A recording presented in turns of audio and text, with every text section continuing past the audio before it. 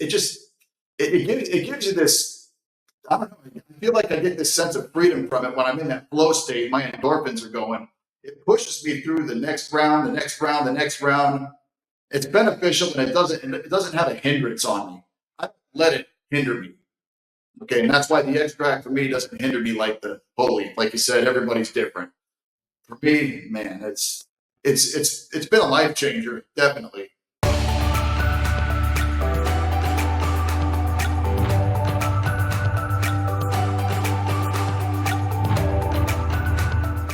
So I'm here with John. Somebody discovered on YouTube. I found a YouTube video of John talking about Kratom. So of course I had to reach out. I remember I sent a comment on your on your YouTube. I say TikTok a lot because I connect with a lot of people on TikTok as well. But your YouTube video grabbed my attention, and so we started connecting through the comments, and then moved over to email. And John, I'm so excited to have you on the podcast to share your story. So thank you so much for being here.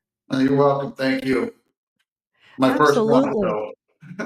Awesome. It's been a lot of people's first podcast because, our community is just everyday people, that come on and talk about their experience with Kratom. It's not, like a business podcast. It's not anything fancy like that. It's just conversations with people talking about how this plant has changed their lives. So why don't we first start with you telling us a little bit about yourself in life before Kratom came into the picture? I mean, I was always ambitious to learn how to grapple. That was my main thing. And I used to work in kitchens all the time, so I did kitchen work and I grappled. And grappling is very hard on the body. I discovered Kratom later. But otherwise, growing up in the house, it was that was a bit of a rocky situation. But it seems to be the story of many Americans these days. Other than that, I hurt my back really, really bad in 2005. And this is before Kratom. I'm giving you the 2005 on, and I hurt it really bad in training, so bad that I couldn't walk for like 3 months. I was bedridden, like practically looked like I had a broken back. So I'm playing video games, and of course, that's all I could do to entertain myself. And then I was eating. I was eating muscle relaxers that I got from the doctor. They wouldn't give me any opioids, which I really needed them because I would move a quarter of an inch and my back was just shot. Now, if anybody doesn't know what grappling is, it's like it's part of MMA. It's wrestling. It's a lot of hard work on the body, and plus the stress of life. Before that, my father dying and having to watch after the family, it was a lot going on. But I'm bedridden, can't work. And I was eating I got it off the street because the doctor wouldn't give it to me. So I could call up a couple of people and I could have a bottle like this. And so that's what I got on first. And I was eating probably about 5 pills a day. That's probably nothing compared to what some people do. And, but I got slightly hooked on that feeling after a while. And it was a little rough. I'm like, I had to stop. So I stopped that on my own, which it wasn't that bad, but it was a little annoying. And then my friends found Kratom at a head shop. I forget the name of it. It was, I don't know. He said, "Here, try this." I was like, it was at a kava bar. So I'm like, okay. And I took it. And then when I got home later, the music started sounding really good. So I was like, man, this is pretty good. I was like, this feels just like, it's close to, not exactly alike as a Vicodin or something, but it did kill the pain in my back a little bit and made me feel a little bit alive. And I was like, okay. And that was when it started with Kratom. And I went to the head shop and used to buy it. And then that thing ended up perpetuating into selling it at a kava bar and then making a lot of money. So, but for me, it was, it helped me, energized me. And it gave me, it was better than an energy drink, better than a coffee to go train grappling and jiu-jitsu. So ever since then, that was it. And I mean, my life it is what it is. Maybe that's another time we get into all that early life stuff. But before that, I think I may have had like a slightly addictive personality. But Kratom helped soothe all that over. And I just didn't know how to, take it. I think there's a science to it. You eventually just find your niche when it comes to taking it. And that's what I found. I found my niche and how to take it. And And eventually, and it took me a long time to figure out, well, too much will make you sick, this and that. You have to learn by trial and error. But it has really helped me get through the physical activities that I get through. It's the main thing was the physical activities and the amazing sleep that you get on it. And that was that. That was pretty much. And then I've been ordering it, for many years, 20 years now, since 2006. So, Wow. So yeah. you've been consuming this for quite a while. Yeah. 2006. Wow. So they were selling it in smoke shops back then? Oh, yeah. Yeah. They sell in the smoke Mhm. shops. You get however many grams. And yeah, you had enough to probably last, depending on how you took it. You had it. I trained a lot. So naturally, I started taking a little bit, a little bit too much, I think, but it's okay. Uh, it depends on everybody's different. But it really helped, like through hard work. I worked in kitchens too, so that work that's a chaotic scene. And and then after the kitchen work, I'm going to train grappling and then teach it and having to keep up in training. This is when I was like 31, 32. I'm 50 now, and the kratom definitely. I've always called it kratom. Everybody calls it kratom. I've always called it kratom, but it really it's just gotten me through rough days, hard days. And I mean, I did have to get off of it sometimes. There was a time I had to that was like, it was just like a few days. That's only if I took the extract. But when I took the whole leaf for like a few years, that was a different beast altogether. I don't know. I don't know if you want to get into all that. I don't want to talk bad about kratom or something, but I do think that uh, you need to regulate yourself a little bit on it. You not just take it like crazy. And this is my experience. Of course, it never made me sick and like, so sick that I had to go to a rehab or, oh no, and doom and gloom and all that. I just manned up and just got through it. But other than that, yeah, I'm not gonna stop taking it, but I'm gonna take it to what I need it for sleep and training. And maybe sometimes in the middle of the day, just whatever. Maybe I'm reading a book or studying or doing whatever I do. That's it. Yeah. Yeah. So you've used extracts and powder, like you've done both, or like what Yeah. is your preferred method of kratom? Kratom. See, now you're gonna get me saying kratom. Yeah. Yeah, I've done both. First was extract, then was the whole leaf because I couldn't find extract. And so I don't know if you want to hear all that, but the when they with the whole leaf, I was taking the white vein. That was my favorite one because it gave you the energy, and you can sleep on it too. But the red vein is the one that really makes you sleep.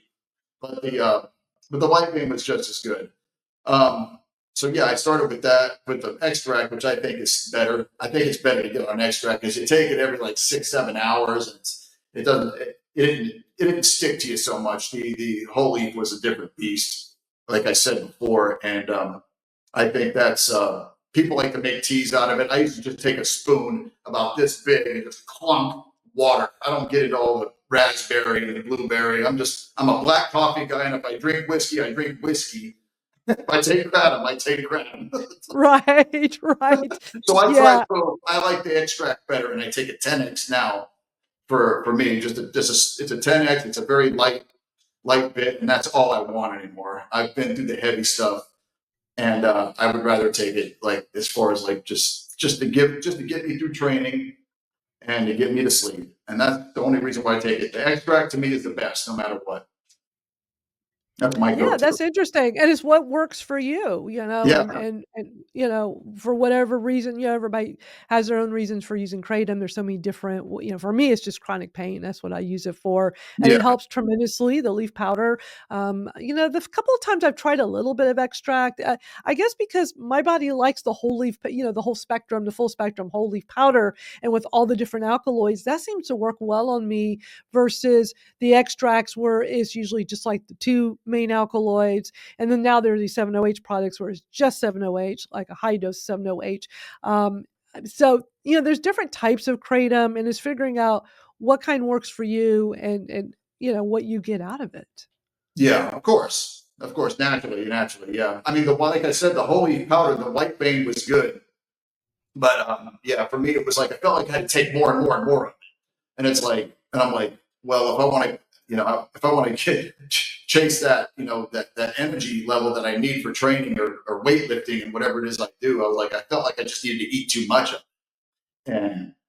And maybe some people got that down to a science. I couldn't find the science. I just kept gulping the spoons. And I just said, well, it's better to just take like a quarter teaspoon. And I still think that I am the catalyst behind the quarter teaspoon, because I think the first kava bar that I ever had was in West Palm Beach. And I said, hey guys, this is how you do it. I just tried it and I eventually figured it out. I worked in a kitchen. I said, you know what? This quarter teaspoon ought to be the sweet spot with this extract. And I did it. And I said, hey, this is it, man. I can't find that quarter teaspoon to this day, but that should be hanging on. Can I curse? It's hanging on a fucking plaque. Sure. Kava bar right there. My picture of it, because I found that. Oh God. But better than the big, European style teaspoons here, where I'm just gulping up this green sludge. So I kind of like like I said, the extract for me, it works for me. So, but yeah, I still think I'm the catalyst. That quarter teaspoon, I could be wrong. It was 2006, 2007. So. Well, that was a long time ago. So yeah, It that was. could have been you. Could have been you that started that whole trend. That's pretty darn cool. So, what had the benefits been like since you started Kratom way back in 2006? Like, what are all the different? Because you're using it with your grappling. You said that helps with that, but you also mentioned you have some pain issues. So, how does it just help you with your just everyday life?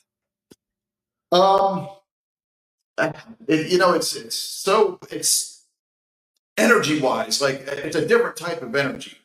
All right.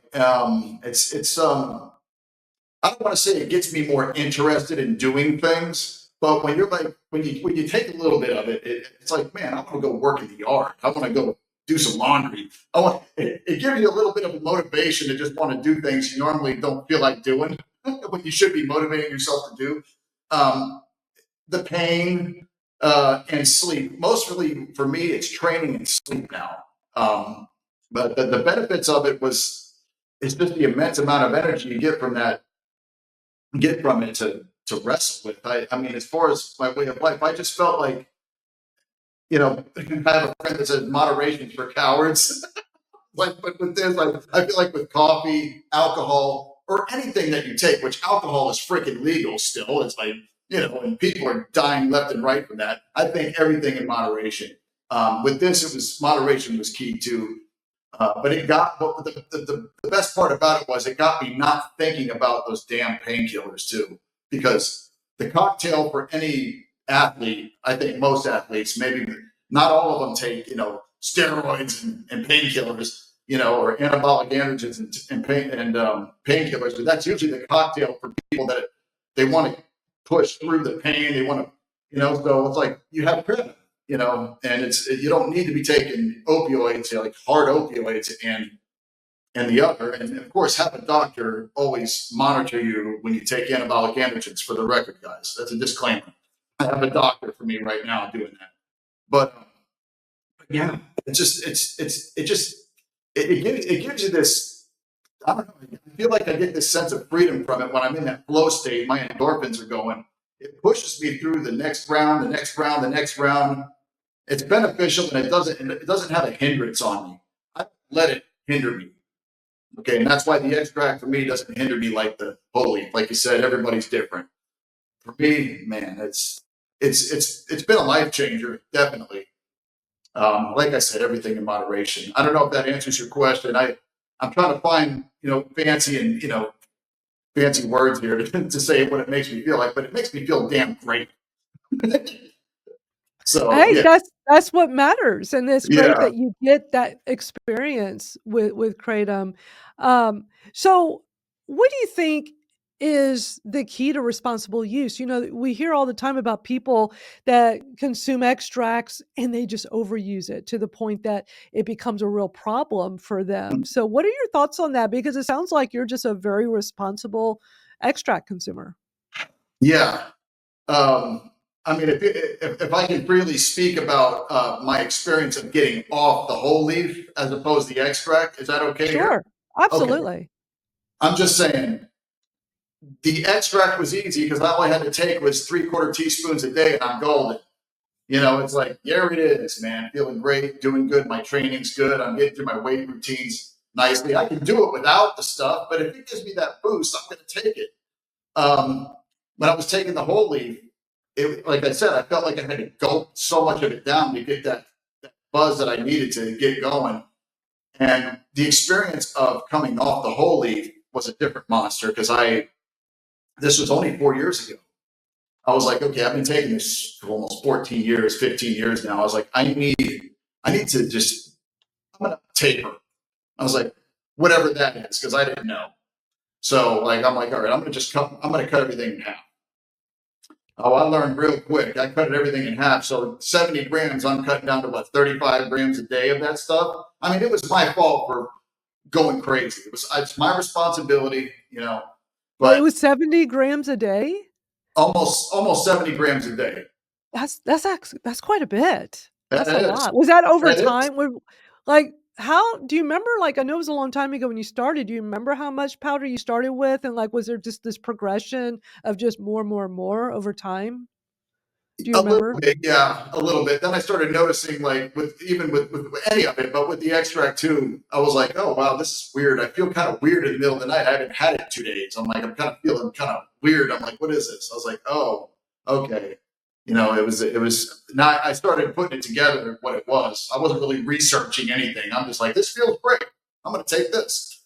But yeah, the extract was easy going. If I had to be without it 3 days, 4 days, I was good to go. Maybe a little bit of funk, but it was gone, whatever it was. But with the whole leaf, it was taking so damn much of it and not doing it right. Maybe there's a science behind the whole leaf I don't know about, and if there is, then I should learn something. Because it looks like I didn't learn anything.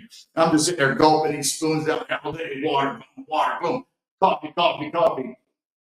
And I was feeling like what people normally feel, the shivers, can't sleep good. I was sleeping 2.5 hours a night for almost 8 months, tapering off that. And it was starting to ruin my mental health. And then, of course, having to test for the vid every day because, I didn't take the ouchie, if you know what I mean. And so I'm like, waking up at 4 o'clock in the morning, 4:30, 5:30 in the morning to go to the test center to take the piece of paper to work, coming off that stuff. So the stress was like, I was like, man, maybe there's some kind of karmic connection. I need to feel this because this sucks, And I'm like, not sleeping. If anybody would even talk to me, I'd get just absolutely irritated. And they were being nice. I'm like, something's wrong here. I was like, I should have never went that far with it to begin with. And I just, I think, I really think the extracts, I don't know how many people would agree with me, but I think the extract is truly where it's at. Because if I had to stop, or if they decided to make it illegal, which is stupid anyway, in my opinion, but if they decided to make it illegal, I could be like, okay, no problem. A few days that I'm done on that. But I was taking if that was on the chopping block and it was done at that time, that would have been something. That would have been something. That's all I can say. I was like, I don't want to give Kratom a bad name because it shouldn't have a bad name. I think it should be free for everybody to use. And I did not want to slander it in any way because at the time I was hating it, going through the withdrawals from the holy. I didn't like it, and I was like, this sucks. But I was never going to get online and say, this stuff is garbage, don't do it. No, I was an irresponsible idiot, and I did it wrong, and I just had too much of it. It was my fault. We all make mistakes. So, that's my thing. With if I have to get off of it, if I wanted to get off of it, the extract is the way. I'm not just going to be a few days and I'm good. That's me. With the other, forget it. I'll be gulping that down until I get to that feeling that I need to be able to train or work out. And then when I can't have it, or it comes late in the mail or whatever it may be, I'm not going through this like, where's it at? Where's it at? Going through all this hysteria. So I've finally learned my lesson. Extract is the way. Yeah, For me. and it's figuring out what works for you. And Yeah. this For Kratom me. works differently for everyone. Yeah. So, Yeah. like, I'm actually at my 6-year anniversary of consuming Kratom powder every day, multiple times a day for my chronic Mhm. pain. I've never had to have a tolerance break. I know lots of people have had to take tolerance breaks because if they just keep going at the rate they're going, they need more and more and more. And which sounds like what happened to you. You It were just did. taking more and more. And I have not experienced that at all, and I've not had to take a tolerance break. So I've been at the same. I take about 5 grams multiple times. I mean, it's like five grams every 6 hours, so like 4 times a day. So my max is 20 grams a day, which for some people that's a lot. For others, they take a little bit more. But it Uh, sounds like what you're telling me. I didn't know you were at 70 grams a day. That's a lot. We don't hear that too often, and I could see where that was hard to taper down off of because that's a lot of powder. uh, Um, but if extracts are working better, I think that's awesome. That yeah, you the found something extracts for me. that yeah, that It, worked for it, you without the issue of overuse and getting to the point where you can't stop taking it. yeah, because it was like every 3.5 hours I was feeling hard withdrawals. Like when I was taking that much, I should have never taken that much. I should have kept my tolerance at the right level, but I didn't. I said, a few days I can get over it. Boy, was I wrong. So I said, okay, stop the bus here. I'm like, I'm going to start writing down what I'm taking every day. I'm going to measure it, got a scale. I listened to all the advice on Reddit, on YouTube, and everywhere else. And there's a lot of very brilliant people out there that really knew how to do it. So I was taking advice from everybody.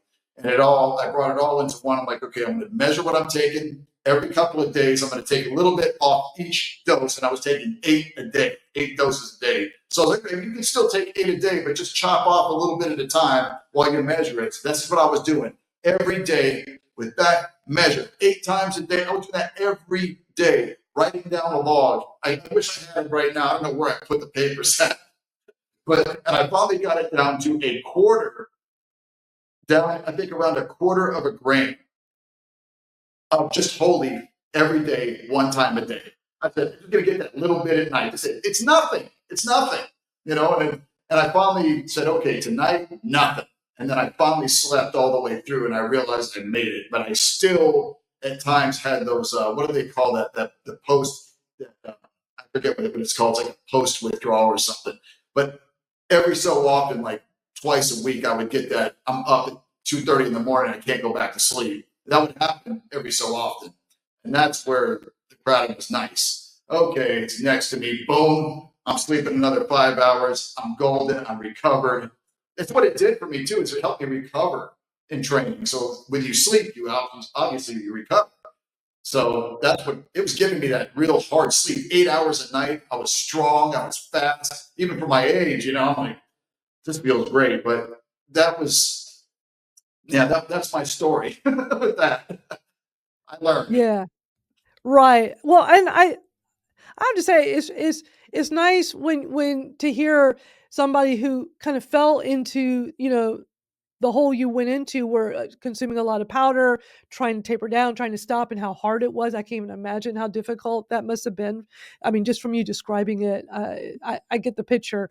It does not sound pleasant at all, but you're also taking responsibility. So many people that we connect with through social media, they demonize they blame the plant. They don't take responsibility No, for when they overuse that amount of kratom and they come after us. We're the bad guys to them because we're saying that kratom is great. I mean, but we're always saying like in moderation and responsible use, but they just don't ever take responsibility. And it's nice as a kratom consumer and advocate, like to hear your story and that like you're just taking full responsibility, that you understood that you were taking too much and it wasn't a great idea. I can't even imagine how. I don't see how I could get 70 grams of powder down. I mean, just the amount of powder I consume is enough. And it's like, but we hear people talk about that and it happens. We know that happens. But also the positive with extracts is you're like you talked about, you're not having to consume all that powder. You're getting that yeah, extract form. So it's more concentrated. I mean, we talk to a lot of people that are new to kratom in our community online, and we're always trying to educate people to understand what they're consuming because sometimes they go into a smoke shop and the smoke shop point to the extracts and they hear us talk about how great this is, but we typically are talking about powder, which can be quite different from extracts, and we just try to make sure people understand exactly what you're consuming, and especially if an extract is multiple servings, because sometimes in very small print it'll be like multiple servings, but people see it looking like the 5 hour energy drink that you just down the whole bottle. So yeah. Yeah, so we're just always trying to make sure people at least read exactly the packaging of what they're consuming and know what it is. And that's usually our take on it in the community. Just know what you're consuming, and be responsible. But your story, John, is fascinating of like especially how I discovered you from your video talking about using Kratom for grappling. And when I saw your video, I have to say, I didn't even know what grappling was. I had to go Google it to you know, learn about it. But Yeah. I figured it was like an MMA kind of thing, like you had said earlier. Yeah, it's Um, part of it. Yeah. I mean, yeah. yeah, it's nobody else I know takes it for training. I do. I've recommended it to people, but I'm always educating them too. And I wish I was more educated with the holy thing. But you live and learn. That's me, trial by fire. Yeah, So and it happens. I mean, that's life, I mean, yeah, that's real life. And I know some people go through that and then get to the other side and are more educated and can make better decisions on moving forward, whether to stop completely or like in your case where you just switch to the extracts, and from what you're telling us, it works great for you and yep. helps you with your training, which is always great to hear. Is it helping you with any of the pain issues that you've had? Yeah, it does. It gets me through that too. Whether I'm if I'm grappling or lifting weights, it gets me like if I'm contorted in all these positions and grappling, or I'm like, I can't even show it to you. You get in these weird positions where you get, your back is twisted, your arm is this way, your legs this way. You just imagine wrestling, and of course, being at my age and wrestling around with 20-year-old kids. It's like that's a whole different beast now. I've been doing this for 30 years, but it catches up to you a little bit. It gets me through those. But for pain, yeah, it gets me through it because I'll take it after training. Also, like I'll take it a little bit before like 3 p.m.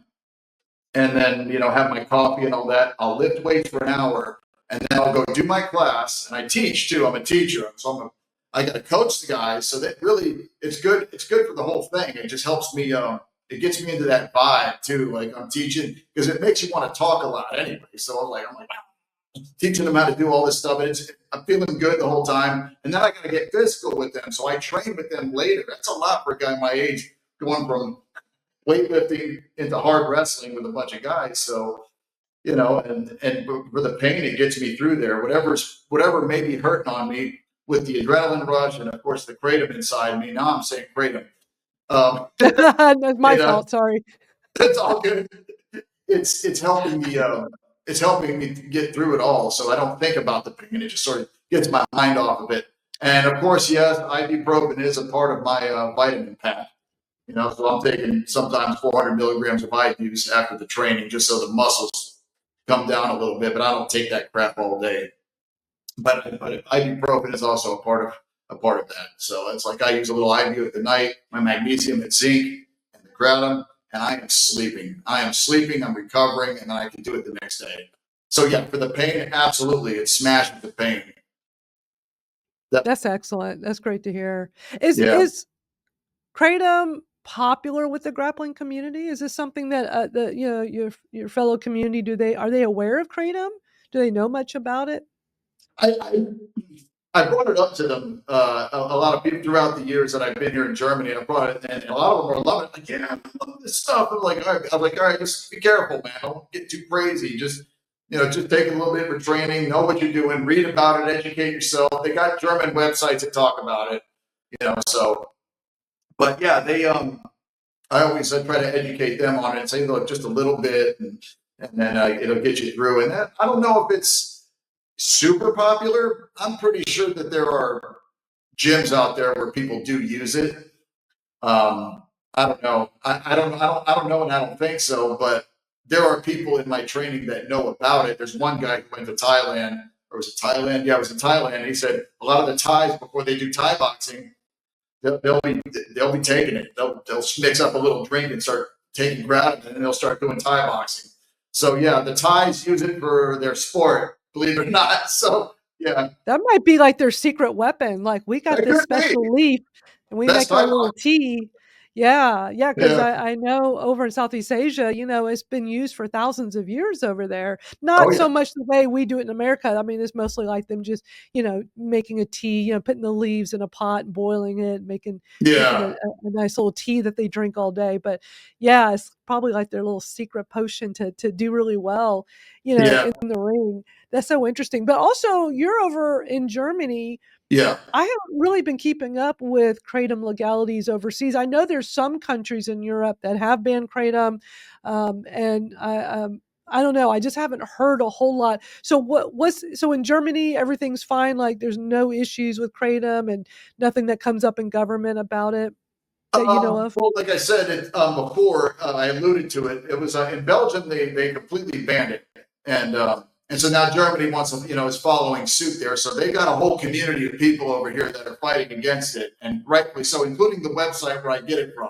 They've been very good to me. These people, they're very good. They're very good about delivery, product, quality, and everything else. But yeah, we got a community of people that are fighting against it. As far as Germany, it's in a gray area.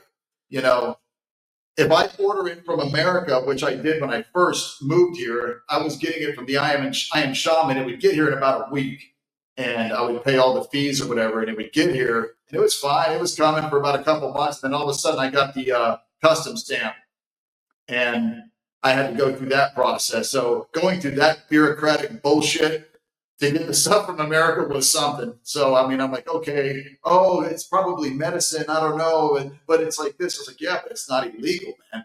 I was like, yeah, but we're gonna have to test it. And trust me, in Germany, you ain't got a choice. It's a different beast here.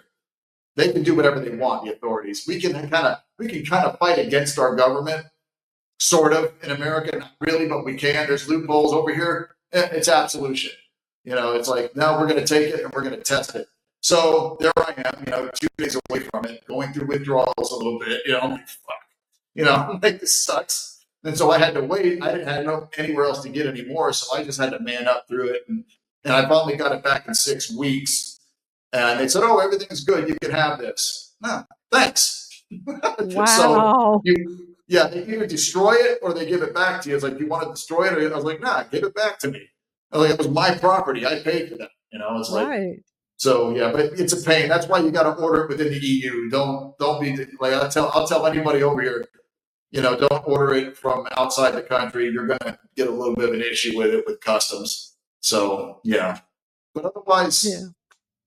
there's Europeans that do take it. I think Germany has 1.1 million advocates of it. So it's like there's a bunch of people here that they even got some YouTubes. It's all in German though. You won't understand it unless they got some subtitles. But there's some German YouTube channels that talk about it and what it's done for them too. So yeah, Wow, that's interesting. I did not know that. Okay. Do they sell it in shops? Like, is it something you just get, like, here, all smoke shops sell it all over the they country, might. but I think so. They might. Maybe I live near Heidelberg, which is southwest. It's close to the Black Forest. I think at Mannheim they might. Mannheim is like 30 minutes north, closer to Frankfurt. So I think so. I'm pretty sure there's some shops, but it's like you're driving to Timbuktu, to go get it, and it's like I don't even bother. Now, when I was in Greece, I found it, and I was in Athens, Greece recently, and I found a shop. I just looked it up, and they had the oil, the drops. Like, so that was interesting, but they worked. It was good. It was very good. It was white vein, and it worked very well. I'm like, this is really good. And they only had whole leaf powder, like another white vein. So I just bought both just to see. And I bought them kava because they had kava extract. So I bought all three of them just to see what it was like. Quality. It was quality. It was pretty good. So in Greece, I think Greece doesn't care. It's like whatever. They can have that stuff. They can have whatever. They don't get too many problems in that way. So but yeah, that was my experience in Greece and here. But that's all I can only speak on those two. The Netherlands, no problem. But the Netherlands doesn't have kava. It's like, really? Like, I love kava. When I lived in West Palm Beach, I drink kava all the time too with the crap. And they have their special little drinks called a black pearl, or they have a special name for it, but it's a great combination. And that really, really does it for you as far as pain goes. It really helps everything. So, I mean, this stuff should be available over here, but It is what it is. But then in Netherlands, it's marijuana or kratom or whatever else. But outside of that, I don't think they'll have kava. But the Netherlands is cool. They're pretty loose with it. And the company that I get it from in the Netherlands is in the Netherlands. I mean, and they have a firm in Germany that just distributes it whenever anybody orders. So they don't put up with customs because they have a firm, I think, in Germany or something like that. So it's hopefully I'm not, getting them in trouble or something, but I think they know how to do it. They can have any of their products here and then distribute. But in Germany, I think it might be a little bit of a weird situation for people trying to get it in here and then sell it from a shop. I think I don't know, but I could imagine they're pretty picky over here. So Yeah. that's what it is. Yeah, it may not be worth, like, setting up shop and having to deal with all the government issues that, Oh could yeah. crop up. Yeah, well, over here in America, there's always a constant threat of kratom getting taken away, and it's such a pain to deal with. It's like, Yeah. man, it's always something because, me and my fellow kratom consumer/advocates, we're always staying on top of the latest legal issues here in the US, and it's just this constant where all of a sudden there'll be some legislator in some state that wants to just ban it. And, it's a process typically, and we'll watch some of these hearings online and talk about it. I even have a little live stream show called the Kratom Gals where me and some of my friends, we get together, we watch different videos we find on YouTube and TikTok. And then if there's hearings about possibly banning Kratom, we'll watch those and talk about just to help educate everybody and just all of us be informed of like all the different things that go on in the world of Yeah. Kratom. But it's so frustrating. It seems like there's always some community that wants to ban it lately across, whereas a city or a state, it's always under threat. Yeah. So I mean, well, incredibly everybody always frustrating. wants to tell everybody what to do. It's like I'm not into that. Like I said, my libertarian ways don't go anywhere in Germany. So I just I have to flow with whatever happens here. But Yeah, that's me. I'm just like, just leave me alone. And, like I'll do. I'm an adult, and I'll do what I feel like I need to do. And if something happens, and I'll deal with it like a man. You're an adult, right? That's what I want to ask yeah, people. That's what you are. Yeah, but you know how they are, the real pro-government types. And it comes from both sides of the spectrum too. Believe me, it's like everybody. It's not nobody's special on either side. Everybody always wants to control something on the political right or left. And it's like I'm just like fucking fuck yeah, off, leave me alone. There's always somebody in there that maybe I don't know, maybe they knew somebody. Oh, I knew somebody that got really sick on it, and then people talk, no, don't take that shit. It's sick, and then it goes to the right ear, and then it just gets fucking stamped. And that yeah. happens often too, where it just gets a bad name, and it's very uneducated. Like when they talk about it, it's such uneducated opinions on it, and it's like don't speak on something unless you've got all the fucking facts, man. you know? Exactly. We see that all the time with these Kratom ban hearings where you get these people, they're literally they're the decision makers, the legislators, and they're Googling Kratom. They don't even know what it is. They don't know how to pronounce it, yet they're making decisions on it. So it's incredibly Yeah. frustrating. How long have you been over in Germany? Like how long since you've Oh, been in the US that you've been overseas? I've been here close to 18 years. Oh, Um, okay. yeah, I've been here a long time, but I came and visited every. So I was just over there in January through February. I was just over there, and I was taking some of the crowd over there, and it was pretty good. I still like the stuff here better. I don't know. I like it here. That's Maybe the cool. Netherlands has a special sauce. But it's Maybe, or maybe since they're a little closer to Asia, maybe there's just something better about when they get it versus when it makes it all the way over to the US. Who knows? What since you travel though, like what how people ask us all the time, like how to travel with Kratom. What are your thoughts on that? how to travel with it. Yes. Well, I've only gone back and forth um, as far as plane rides go to Greece and in America. So I never used any other airports around anywhere else. But I, if I was to give any advice to anybody, I was like, look up the laws of the country, number one, and see what they have on Kratom. If you're going to go to a country where it's banned, then I suggest you don't bring it with you. Otherwise, how I travel with it, I don't use baggies. Number one, I'll put it in a vitamin bottle with zinc or something that says zinc on it, and I'll have my other vitamins with me, but I'll just stick it in one of those and like dump it inside the bottle and just have it on my carry-on. Nobody gives a shit. It goes through the thing and it's done. I got a buddy of mine who literally took out baggies of kava and kratom and they let him pass through with it in Europe. I'm like, dude, you really did that? I was like, you just bagged out of his pocket. He just didn't care. And then he didn't get bothered. But I like to just be very discreet. So that's how I do it. I take a vitamin bottle that's like those dark ones, and I just pour it in there. And it's just a part of all my toothbrush and my whatever else I bring with me, my various whatnot I bring on the plane. So that's how I do it. But just make sure wherever it is you go, that it's not illegal there, because you're going to run into some issues if they find it. So that's my advice to those people. And also, I'm going to go back to the quarter teaspoon. This is the best way to try the extract. Take a little bit of your quarter teaspoon at a time, a little bit at a time, give it time, take a little bit more until you reach your area. Don't just sit there and gulp it down. That's my advice also with that. I want to get that out of the way. As far as traveling goes, be smart. Yeah, but absolutely be smart for sure. Yeah. Definitely research the laws where even in the US, when people are saying they're traveling within the US, if you have a layover somewhere, like know what the laws are everywhere you're going to be, any part you're touched down in, because, but also even when you're driving and traveling, we hear stories about truck drivers that like drive all over the US and weren't necessarily aware that there are a handful of states where it is banned to the point that it's considered Schedule 1 narcotic, that you can go to jail if you're caught with it. Yeah. So it's always knowing, like, wherever you're traveling by car, by plane, or anywhere, just like what are the laws in every place you're going to be traveling in, just to know and just be safe. But yeah, I like how you discreetly bring kratom. I've heard a lot of people say do it the way you describe. Yeah. But there's also quite a few people that say, you know what, just bring it in the package it comes in, unopened, like, not to try to hide it. I don't know. That kind of makes me nervous. But the last time I traveled on plane, I did just have some small packages of kratom powder in the original packaging.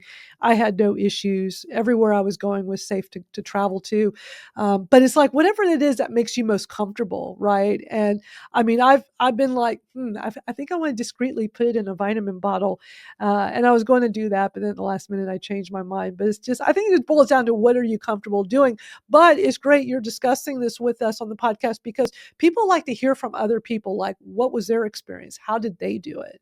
And since we were talking about, like, with your travels and stuff, I thought, it'd be helpful if people knew, like, how did you travel with your kratom? And I guarantee you somebody's listening going, that's a great idea. Next time I travel with my kratom, Yes. I'm going to do like what John says. That's a great idea. I mean, it's always worked for me. It's always, I mean, don't get me wrong. I've done it with a baggie before, but it's like, but with their X-ray machines, they see this thing that looks like a baggie and might, oh well, what is this? It's good. Then they just decide to fuck with you. It's like I just avoid all that shit. And if ever did came up in the bottle, hey, what is this? I would just tell them what it is, as long as I'm not going to a country where it's illegal. Otherwise you shouldn't be bringing it in the first place. But yeah. I would just be honest with them, and that's what that is. That's it. What are they going to do? They'll might keep you in a room for a couple minutes and then figure it out and then let me go. I mean, I think it can be kind of a hassle maybe to travel with.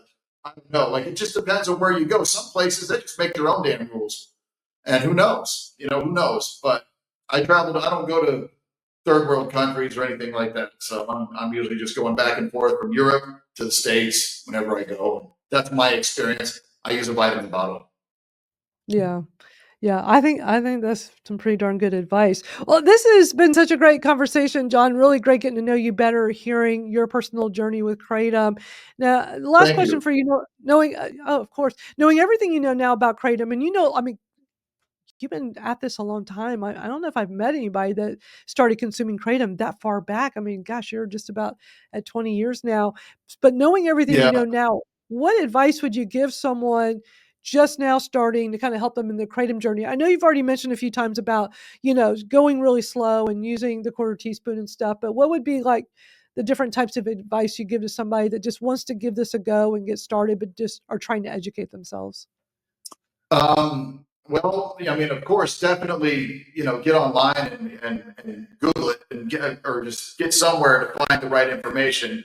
Number one, just research it, read it. See, the people over here, they do a lot of that. They're like, I want to find out, but they're like very, okay, I want to see what's going on. Some people are just, yeah, let's eat. Um, so I would suggest, that they look it up and educate themselves on it and get on sites like, I mean, people always smash Reddit and all those, but like Reddit's got a lot of good information. I would say get on Reddit or a lot of these other websites, or just get with somebody that has taken it before, that's experienced with it, and let them give you some advice. Also, if your local kava bar has it, maybe somebody there can give you advice, but they like to stay very discreet, those kava bars. So that probably wouldn't be a good idea either. Just research it and get on, like Reddit. You can be pretty free about how you talk about things. So I learned so much on that from other people, and you could just put the question down, or even in Quora, and just say, for extract, how should I? There's always going to be somebody with a smart answer. There's always going to be somebody with a stupid answer, but there's always going to be somebody with a smart answer that will give you the proper advice on how to take an extract, whether it be a 10x, a 20x, or whatever it is that they created. Like, especially with extracts, make sure you. I mean, my thing is a quarter teaspoon, right? But you can go an eighth of a teaspoon and be just fine with extracts. I think for anybody, that's start off with an eighth, see what it's like. And then, and then if there's something, then just keep, if it doesn't, you're not quite getting it and feeling it, then just take a little bit more until just a little bit, tiny bits, micro. And that's how you learn. Or like I said, research, Reddit, Quora. Somebody's going to give you some good advice on how to take it. That's my advice. Excellent advice. Well, thank you so much, John, for being on the podcast and sharing your journey with us. It's always interesting hearing people's stories. I really appreciate your time. Thank you. I appreciate it. I had fun.